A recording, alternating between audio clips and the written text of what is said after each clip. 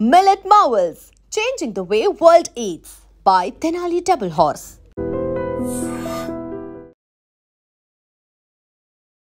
Namaste, welcome to iDream Inside Politics with Kavita.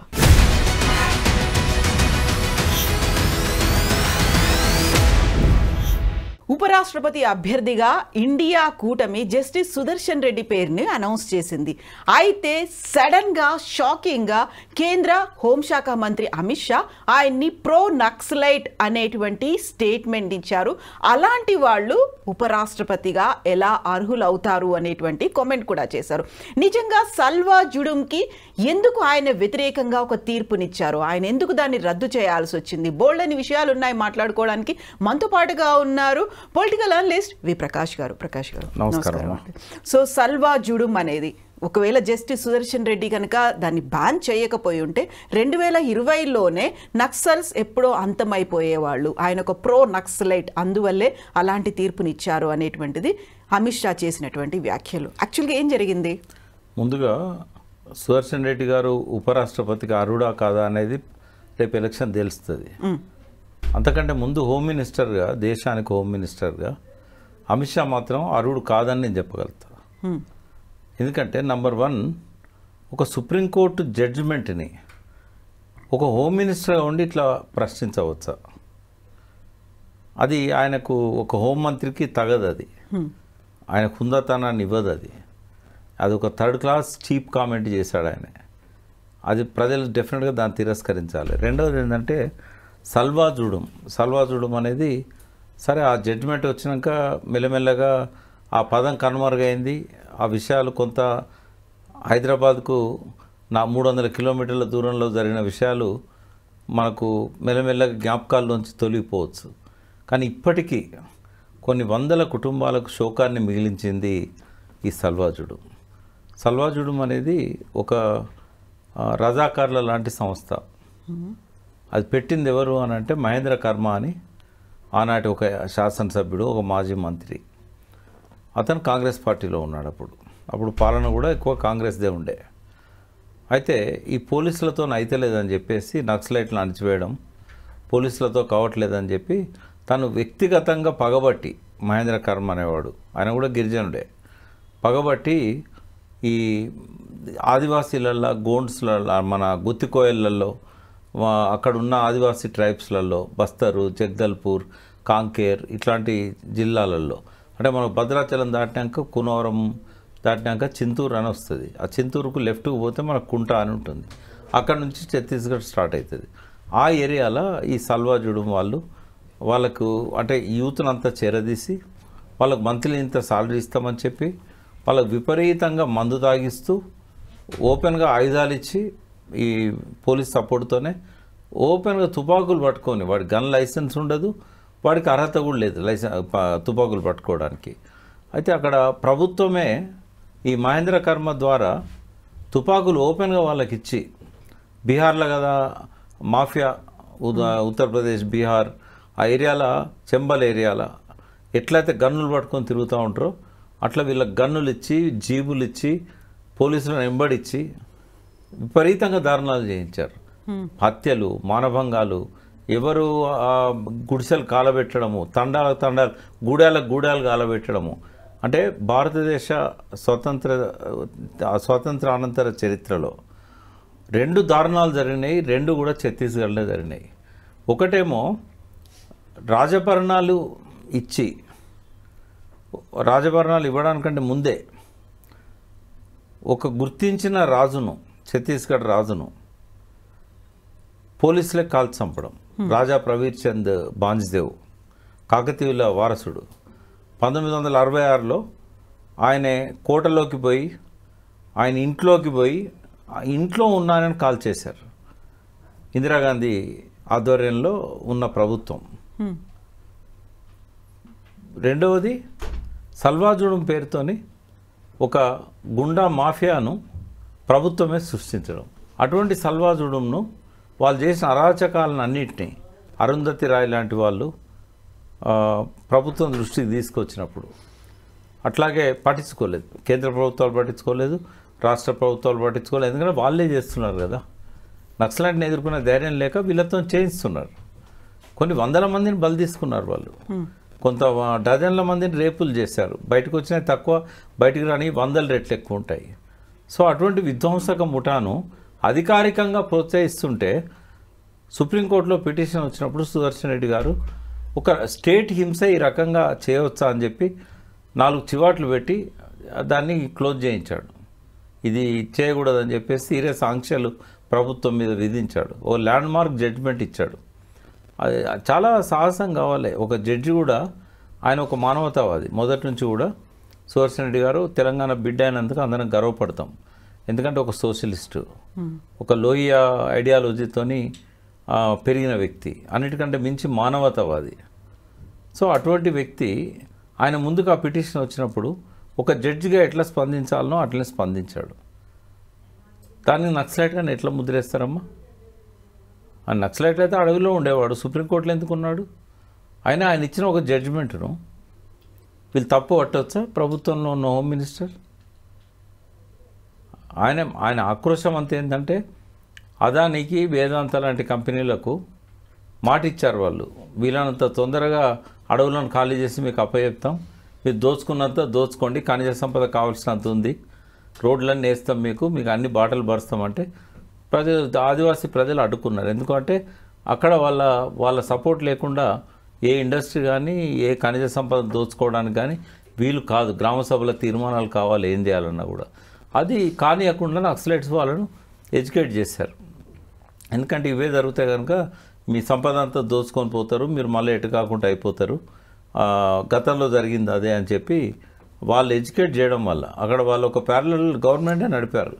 Janata సర్కార్ అని చెప్పేసి వాళ్ళు కాలువల మీద వాగుల మీద వాళ్ళు చిన్న చిన్న అడ్డుకట్టలు కట్టి వాళ్ళ వ్యవసాయానికి నీళ్ళు ఇవ్వడం, చదువుకు దూరమైన ఆదివాసీ గూడాలల్లో టీచర్లే పోని గ్రామాలల్లో స్కూళ్ళు పెట్టి, డాక్టర్లు పోని గ్రామాలల్లో వైద్య సేవలు అందించి, ఆదివాసీలకు ట్రైనింగ్ ఇచ్చి వాళ్ళనే వైద్యులుగా తయారు చేసి ఎన్నో మంచి పనులు చేశారు వాళ్ళు. అది జీర్ణించుకోలేని ఆ మహేంద్ర కర్మ ఈ సల్వాజుడం తయారు చేశాడు. దాన్ని సుదర్శన్ రెడ్డి గారు విచారణకు వచ్చినప్పుడు దాన్ని రద్దు చేయాలని చెప్పి సీరియస్గా దాని మీద కామెంట్స్ కూడా ప్రభుత్వాల మీద కూడా కామెంట్స్ చేశాడు ఆయన. 100% అది ల్యాండ్ మార్క్ జడ్జిమెంట్. భవిష్యత్తులో కూడా స్వతంత్ర భారతదేశంలో ఎవరు అటువంటి పనులు చేయకుండా నిరోధించే ఒక ల్యాండ్ మార్క్ జడ్జిమెంట్. అది ఎప్పటికీ గుర్తుండిపోతుంది. అదే మహేంద్ర కర్మన్ తర్వాత నక్సలైట్స్ ఒక బ్లాస్ట్లో చంపేశారు. ఆయనతో పాటుగా 10-15 మంది చనిపోయారు. అలా కొందరు ఎమ్మెల్యేలు కూడా ఉన్నారు.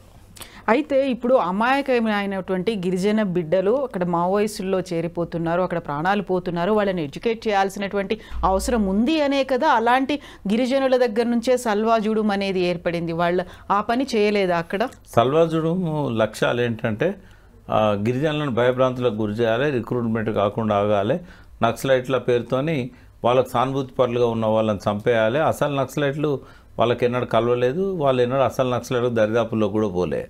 ఎందుకంటే వాళ్ళు వీళ్ళని వేటాడిళ్ళు. వాళ్ళని ఏం చేసే ధైర్యం లేక అమాయక ప్రజల్ని కాన్సన్ట్రేటెడ్ క్యాంపులలో పెట్టి దారుణంగా చిత్రహింసలు చేస్తూ పోలీసులు ఒకరు 10 మంది ఉంటే వీళ్ళు 100 మంది. సేమ్ రజాకార్ల ఇన్సిడెంట్కి ఒక డూప్లికేట్ అనవచ్చు, మనం జిరాక్స్ అనవచ్చు. ఎందుకంటే రజాకార్ల దానిలో కూడా మా కాసిం రజీ దగ్గరకు వచ్చి మా ఊరు కాపాడడానికి ఈ కమ్యూనిస్టుల నుంచి మీరు రజాకారులను పంపమంటే ఆయన 10 మందిని పంపేది. వీళ్ళు 100 మంది వాళ్ళకు చేతులు కలిపి దారుణాలు చేసిందల్లా మన హిందూ రజాకారులు, దొరల గుండాలు, ఇదే బీసీ, ఎస్సీ, ఎస్టీ, రెడ్డి వర్గాలు, వెల్మ వర్గాలు ఈ అందరు ఉన్నారు. అలా ఒక కులం అని లేదు, ఒక ఇదని లేదు.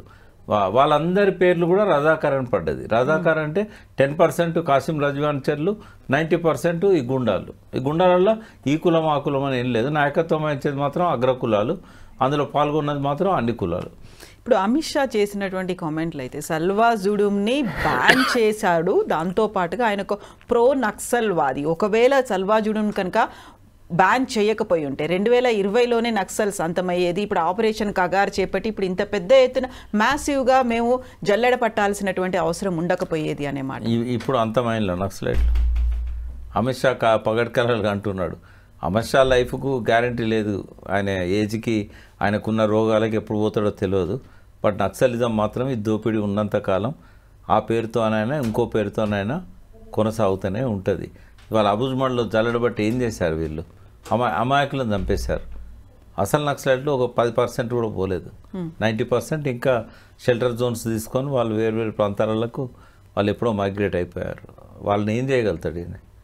ఒక దగ్గర తరిమితే ఇంకో దగ్గరికి వెళ్తారు. ఇప్పుడు బీఆర్ఎస్ పార్టీ ఇప్పుడు తెలంగాణకి సంబంధించి చూస్తే మద్దతు అనేది ఇస్తుందా ఇవ్వదా అనేటువంటి ఒక డిస్కషన్ కూడా జరుగుతోంది కదా, మీరేమనుకుంటున్నారు? అంటే ఒక తెలంగాణ బిడ్డగా మద్దతు ఇవ్వడం అవసరమే, కానీ మద్దతు కావాలని వాళ్ళు కోరుకుంటలేరు కదా. ఇప్పుడు ఉదాహరణకు సుదర్శన్ రెడ్డి గారే తన పేరును ప్రకటించాలన్నప్పుడు ఆయన చెప్పాల్సి ఉండే, మీరు ఒక్కరు ప్రకటించడం కాదు, ప్రతిపక్షాలు కూడా నన్ను ఓన్ చేసుకునేటట్టుగా వాళ్ళతో ముందు మాట్లాడి వాళ్ళు ఓకే అన్న తర్వాతనే మీరు నా పేరు అనౌన్స్ చేయండి. వాళ్ళు ఓకే అనలేదనుకోండి, పర్వాలేదు, మీరు ఒక అవకాశం ఇచ్చారు, వాళ్ళు వద్దన్నారు, అయినా కూడా మీరు అప్పుడు అనౌన్స్ చేయొచ్చు అని చెప్పి ఆయననే చెప్పాల్సి ఉండే, పెద్ద మనిషి కాబట్టి. రేవంత్ రెడ్డి అన్న మరి మనం మన తెలంగాణ బిడ్డను నిలబెట్టేటప్పుడు అన్ని పార్టీల మద్దతును మనం కలుపుకోవాలని చెప్పి ఇక్కడ కమ్యూనిస్ట్ పార్టీని, ఇక్కడ బీజేపీని, బీజేపీ అంటే రాదు, ఇక్కడ టీఆర్ఎస్ని, ఎవరెవరైతే ఉన్నారో అందరి మద్దతు తీసుకోవాల్సి ఉండే, ఈవెన్ మజ్లిస్ మద్దతు కూడా తీసుకోవాల్సి ఉండే, ఓవైసీని కూడా పిలవాల్సి ఉండే. ఓ అఖిలపక్ష మీటింగ్ పెట్టి ఈయన పేరును మనం ప్రతిపాదిస్తున్నాం, మేము ఆల్ ఇండియా కాంగ్రెస్ తరఫున కూడా ఆయన సిఫారసు చేస్తాం అని చెప్పాల్సి ఉండే. అసలు ఏం లేదు సడన్గా అనౌన్స్ చేసిన తర్వాత అప్పుడు మద్దతు ఇవ్వమంటే ఎందుకు ఇస్తారు బీఆర్ఎస్? తెలంగాణ బిడ్డ అయినా కూడా మీరు ఒక బీసీ కనబడలేదా అని చెప్పి కేటీఆర్ గారు కామెంట్ చేశారు. ఓ పక్కన బీసీ ఉద్యమం నడుస్తూ ఉంది, బీసీలకు 42% రిజర్వేషన్ ఇస్తామని చెప్పారు, ఆర్డినెన్స్లు తీసుకొస్తున్నారు, మరి ఒక బీసీ బిడ్డను ఎందుకు చేయరు అని చెప్పేసి కేటీఆర్ గారు కామెంట్ చేసింది నేను టీవీలో చూశాను. ఉన్నారు కదా మనకు, ఆయన పేరేంటి, మన ఈశ్వరయ్య గౌడ్, జస్టిస్ ఈశ్వరయ్య గారు కూడా సుప్రీంకోర్టులో జడ్జిగా పనిచేశారు కదా, ఆయనకి ఇవ్వచ్చు కదా. హైకోర్టు యాక్టింగ్ చీఫ్ జస్టిస్గా కూడా వారు పనిచేశారు, ఆయనకి ఇవ్వచ్చు కదా. మరి అంటే ఒక ఆయనకి ఇచ్చిన, సుదర్శన్ రెడ్డి గారికి ఇచ్చిన, అందరితో మాట్లాడి ఇచ్చినట్టయితే ఆ సఖ్యత అనేది ఏర్పడేది. కాకపోతే ఉపరాష్ట్రపతి అభ్యర్థిగా తెలంగాణకి చెందినటువంటి వ్యక్తి, అందులోనూ సీఎం రేవంత్ రెడ్డి ప్రతిపాదించినటువంటి పర్సన్నే అక్కడ ఆమోదం చెప్పడం కావచ్చు, అక్కడ ఉన్నటువంటి ఇండియా అలయన్స్ కూటమి కూడా ఆమోదం చెప్పి ఆయనే మా అభ్యర్థి అని అనౌన్స్ చేయడం అనేది, మొన్నటిదాకా ఒక మాట వినిపించింది, యాక్చువల్గా రేవంత్ రెడ్డికి అక్కడ అధిష్టానం దగ్గర పట్టు లేదు, ఆయనకు అపాయింట్మెంట్లు దొరకట్లేదు, ఈయన మీటింగ్లకు వెళ్దాం అనుకున్నా కానీ పిలవట్లేదు, ఇలాంటివన్నీ. సో ఇది ఒక పెద్ద ఎలివేషన్ లాగా కనిపిస్తుంది అనేది కాదమ్మా. అది రేవంత్ రెడ్డి సూచించిన నియలే వాళ్ళు. సుదర్శన్ రెడ్డి గారికి ఉన్న పర్సనల్ ఆ గొప్పతనం, పర్టికులర్ ఒక సుప్రీంకోర్టు జడ్జి లాంటి వ్యక్తి దొరకడం అనేది, అదే ఆయన సూచించండి అని చెప్పి ఆయన ఎవరి పేరు సూచించినా వాళ్ళు ఇచ్చేవాళ్ళు కాదు. సుదర్శన్ రెడ్డి గొప్పతనం అది రేవంత్ రెడ్డి గొప్పతనం కాదు. ఆయన పేరుని ఆయన ప్రతిపాదించినప్పుడు వాళ్ళకు యాక్సెప్ట్ చేశారు. రేవంత్ రెడ్డి ప్రతిపాదించడాన్ని యాక్సెప్ట్ చేయలేవాళ్ళు, సుదర్శన్ రెడ్డి క్వాలిటీ చూసి యాక్సెప్ట్ చేశారు. కాబట్టి అది రేవంత్ రెడ్డి ఖాతాలో వేయకూడదు. సో ఇప్పుడు ఉపరాష్ట్రపతి ఎన్నిక అనేది, ఆ పోటీ అనేది ఎట్లుంటుందని మీరు అనుకుంటున్నారు? NDA versus India one side ఉంటుంది. ఎందుకంటే అన్ని రాష్ట్రాల్లో ఇవాళ ఉన్నది బీజేపీయే.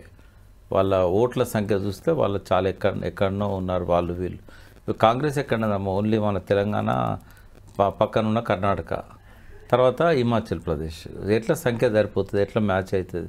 కాకపోతే ఇండియా కూటమి ఉంది కదా, కూటమి ఉన్నా కూడా అందులో బలంగా ఉన్న వాళ్ళు మరి డిఎంకే ఒకటి, మమతా బెనర్జీ, రెండే ప్రధాన, నితీష్, ఈ మూడు మనకు కనబడుతాయి. నితీష్ కూడా బీజేపీతోనే ఉన్నారు, ఇద్దరే.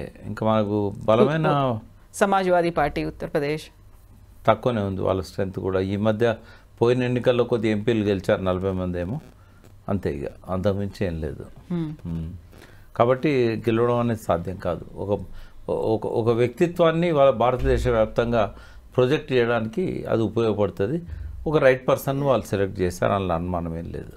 సో ఇప్పుడు ఉపరాష్ట్రపతి ఎన్నికకు సంబంధించి అనివార్యంగా అనుకోకుండా ఇప్పుడు మావోయిస్టుల సంబంధించినటువంటి ఒక అంశం కూడా తెర మీదకి వచ్చింది కాబట్టి దాన్ని ఎలా డీల్ చేస్తారంటారు? ఇప్పుడు 2026 మార్చి కల్లా మావోయిస్టులు అనేవాళ్ళు చివరి ఊపిరి తీసుకుంటారు, డెత్ బెడ్ మీద ఉన్నారు అనేది అమిత్ షా గతంలోనే చేసినటువంటి మాట. అంటే వాళ్ళకు టాక్టిక్స్ ఉంటాయి. అంటే విప్లవం అనేది వ్యూహం వాళ్ళది. విప్లవానికి చేరుకునే క్రమంలో చాలాసార్లు 2 అడుగులు ముందుకేయడానికి 1 అడుగు వెనక్కేస్తారు. ఇప్పుడు ఆ వెనక్కు వేసే దశ ఇది. ఇక లెనిన్ రాశారు 1 అడుగు వెనక్కి 2 అడుగులు ముందుకు. ఇప్పుడు ఆ దశలో ఉన్నారు వాళ్ళు. కొన్నిసార్లు పోరాటాలు వైఫల్యం చెందినప్పుడు, విపరీతమైన నిర్బంధం వచ్చినప్పుడు 1 అడుగు వెనక్కి వేయడం అనేది సహజం. గెరిల్లా పోరాటంలో అదొక ఎత్తుగడ. బట్ ఇవాళ పరిస్థితి అనుకూలంగా లేదు కాబట్టి కొంత వాళ్ళు 1 అడుగు వెనక్కేస్తారు, షెల్టర్ జోన్లలో ఉంటారు, వాళ్ళ యాక్టివిటీస్ కూడా ఎక్కడ కనబడవు, బట్ మళ్ళీ విజృంభిస్తారు. కాకపోతే అగ్రస్థాయి లీడర్లు అందరూ ఈ మధ్య జరిగినటువంటి ఎన్కౌంటర్లలో చనిపోయారు కదా. ఒక్కరే చనిపోయింది కేశవరావు, మిగతా వాళ్ళు ఎవరు పెద్ద అగ్రస్థాయి కాదు. ఉన్నారు ఒకరిద్దరు, మన గాదర్ల రవియ, అశోక్. అయితే మన ఇక్కడ వరంగల్ జిల్లా భూపాలపల్లి నియోజకవర్గం టేకుమట్ల గ్రామం ఆయనది. ఆయన ఒకడు మంచి లీడరు, తర్వాత కేశవరావు గారు ఒక మంచి లీడర్. వీళ్ళిద్దరూ లీడర్స్లో కాపాడుకోవాల్సిన వాళ్ళు, పోయింది వాళ్ళిద్దరు. బట్ మొత్తం సెంట్రల్ కమిటీ అంతా ఒక దగ్గర ఉండదు కదా, ఒక అబుజ్మాడ్లో ఉంటుందా? ఇలా 17 రాష్ట్రాలలో ఉద్యమం ఉంది, 17 రాష్ట్రాల్లో అగ్రనాయకులు ఉన్నారు. అలా చచ్చిపోయింది ఇద్దరే కదా, వీళ్ళు చంపగలిగింది ఇద్దరినే. మరి మిగతా వాళ్ళందరూ ఇవాళ ఆయన పోయినంత మాత్రాన పార్టీకి సెంట్రల్ కమిటీ కార్యదర్శి రాలేదా? లేదా సెంట్రల్ కమిటీ మొత్తం పోయిందా? ఒకరిద్దరు సభ్యులు పోయినలు. అట్లేం ఉండదు. వాళ్ళు చాలా పకడ్బందీ వ్యూహంతో ఉంటారు. 4 అంచెల వ్యూహం ఉంటుంది, 4 లెవెల్లో లీడర్షిప్ ఉంటుంది, 4 లెవెల్స్లో. ఏం కాదు అది. ఒక 1 year 2 years కొద్ది సెట్ బ్యాక్ వస్తుంది, మళ్ళీ వాళ్ళు తిరిగి విజృంభిస్తారు. ఇంకో పేరుతో, ఇంకొక డిమాండ్స్తోని ఇట్లా కూడా రావచ్చు వాళ్ళు. ఈ నక్సలైట్లు అంటే వేటాడతాను కాబట్టి ఇంకో రూపంలో వస్తారు, కానీ వాళ్ళు పోవడం అనేది జరగదు. Yes, Prakash garu. Thank you so much. Thank you. And don't forget to subscribe to iDream. And for more videos, Please subscribe to iDream. Please subscribe to iDream. Please subscribe iDream. And please subscribe to iDream. For more videos, subscribe to iDream. please like, share and subscribe to the channel. Congratulations, iDream. Subscribe to iDream. Subscribe to iDream. So subscribe to iDream Media. iDream ki iDream team andarki huge congratulations. Please subscribe iDream Media. Please subscribe to iDream. Subscribe iDream. Please subscribe to iDream. iDream అంటే నా కళల channel subscribe చేసుకున్న నోరు తిరుగుతలేదు, మీరైతే గంట గుర్తు కొట్టండి. For more such videos, please subscribe to iDream. Subscribe to iDream. Please subscribe to iDream. Please subscribe iDream Media. Please do subscribe to iDream. Please subscribe to iDream Media. For best entertainment and information, please subscribe iDream.